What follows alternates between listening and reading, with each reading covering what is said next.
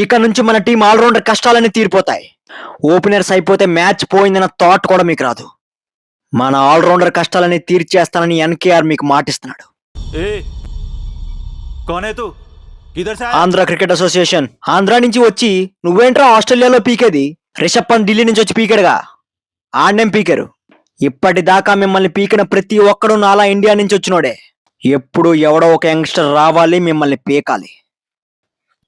అలాగే ఆస్ట్రేలియాకి నేను వచ్చా, ఇన్నింగ్స్ నిలబెడతా, దినమ్మ గాబా టెస్ట్ గుర్తు చేస్తా. నీకు బౌలింగ్ వచ్చా? నా మీద ఇంకేమైనా డౌట్ ఉంటే వచ్చి నాకు బౌలింగ్ అయ్యు. గుర్తు పెట్టుకో, నా పేరు నితీష్ కుమార్ రెడ్డి. सेकंड इनिंग्स के बाद इधर ही मिलेंगे, मैन ऑफ द मैच मिंगेंगे, चाटा पातेंगे.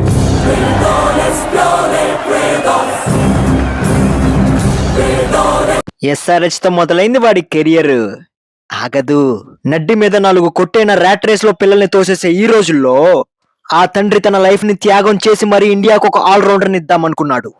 వీడు పాలిటిక్స్ అనట్లేదు, అనవసరంగా అగ్రెషన్ చూపించట్లేదు, నాకు వీడు ఛాన్స్ ఇవ్వట్లేదు, వాడు ఛాన్స్ ఇవ్వట్లేదు, నా అరవట్లేదు. ఛాన్స్ వచ్చినప్పుడు ప్రూవ్ చేసుకుంటున్నాడు. వాడు ఈ రోజు కొట్టింది 1 సెంచరీ కాదమ్మా, కష్టపడినాడు చాచిపెట్టు కొడితే ఎంత గట్టిగా తగులుతుందో చూపించాడు. ఇంతకన్నా గొప్ప కొడుకు ఏ తండ్రికి ఉంటాడమ్మా?